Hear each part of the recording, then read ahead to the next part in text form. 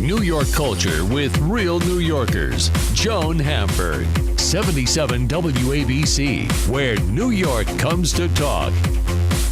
Real estate. We love to talk about real estate. And if you're a New Yorker, you know that that is a hot topic. If you live on the East End of Long Island, we talk about traffic and we talk about real estate. And when you hear, gee, the market's a little soft, even if you are not anywhere near the market in terms of buying, selling, or renting, people's ears perk up. I want you to meet Louise Phillips Forbes, who is one of the power brokers in New York City with Halstead Properties. So let's just start from the very beginning. When you are a broker, I don't think, Louise, that people really understand what it takes to be a successful broker. They think, you go into an apartment and you sell it. But it's a real job, right? Matching what you've got as a property to whom you've got as a client. Absolutely, Joan. Thank you so much for having me today. You know, I always thought that real estate, after almost 30 years, was really about the architecture, the brick, the mortar. Right. But it's actually the business of people. And, you know, I think of myself truly as a matchmaker. And, you know, what makes me tick to find my right mate is the same kind of signal that happens when you walk into the right home. So that, to me, is really powerful and very fulfilling. And also, which I've noticed among some of the top brokers like you, it's a real network situation. You just don't wait for someone to walk into your office or respond to an ad. You've got to work it all the time, right, to build up a client roster. Amen. Yes, ma'am. And I will say you're correct. There's nothing better at a cocktail party than the cocktail trivia about real estate. Right. Everyone loves it. We can't resist. So the truth is, in Manhattan, we've been hearing among some of our friends who are in this business, the market's a little soft. What does that mean in a city where $24 million listings appear in the Sunday real estate section weekly? Well, today what's happening is you've got to remember we had a great recession that took place in 2008, and we've had a 9-year prolonged recovery offering an affordability streak where prices have climbed and to prices that we haven't seen since 2006. But that climb with our construction boom that we experienced the last 5 years, those numbers were just not sustainable. So we are returning. It's not a declining market, but it is a natural pause button where it's resetting, and we're returning to a normalized market. This is healthy, Joan. This is not bad news. This is healthy. People need to take their time to make the right decision. I think that there's still going to be a continued large shift on the ultra-luxury market, but that $500,000 to $5, even $10 million buys, I think we should fasten our seatbelt, and we're going to have a lot of activity this year. And what about the 20, 30-year-olds?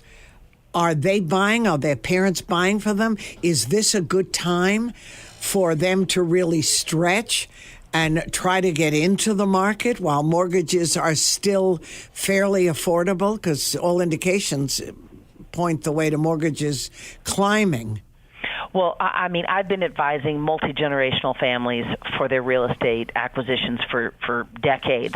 And but I will say that since the Great Recession, you know, the job market was extremely tight for these 20s plus and even 30s. And for families to be able to gift a down payment, to co-purchase, and then create a partnership where they can gift part of the asset of that apartment to that individual over many, many years, they have no tax implications there.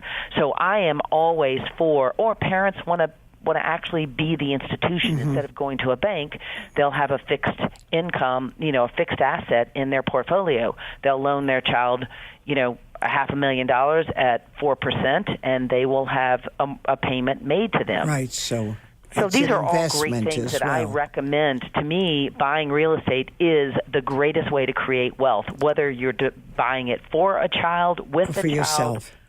And I am all for that. And the millennial markets, the millennial generation, make up 33% of our market buyers nationally. And that doesn't exclude New York. Right. And do you urge your clients, condos or co-ops? Co-op boards are so difficult. For me, it's about the right home. And, some people don't have the luxury of post-liquidity after they, when they're buying in a co-op. You got to remember, the majority of New York City is a renter's city.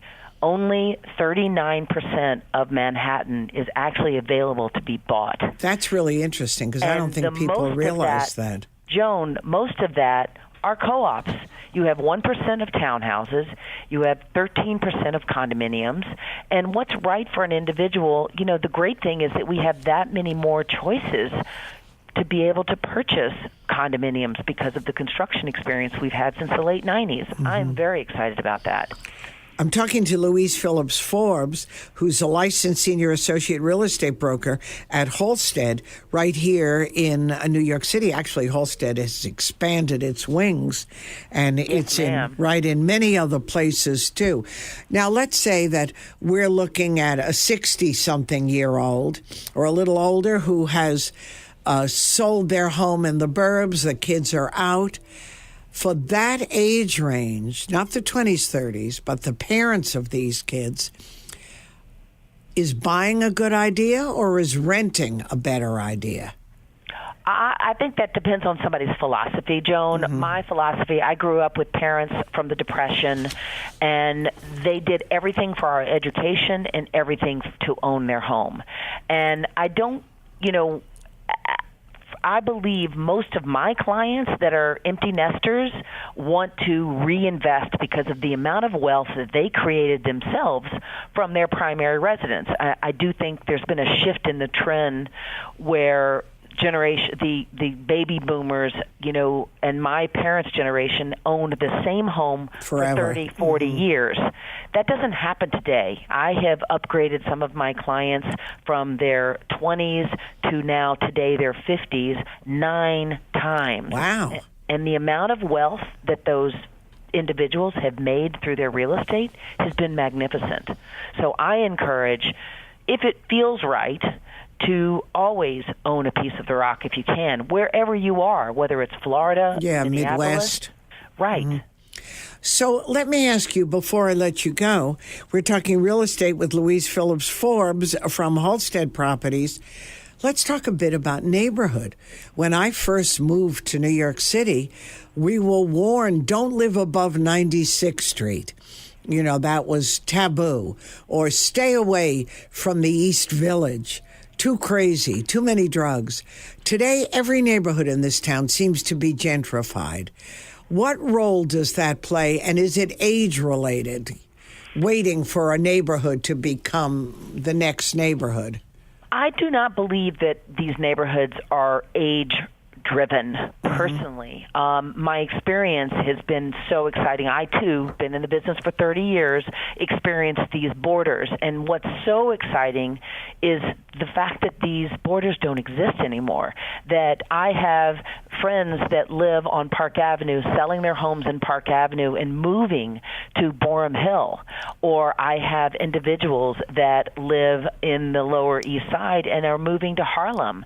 So I think that the excitement, and one of the things that we have through this transformation are hot markets that I never thought I would ever say, wow, I could live here.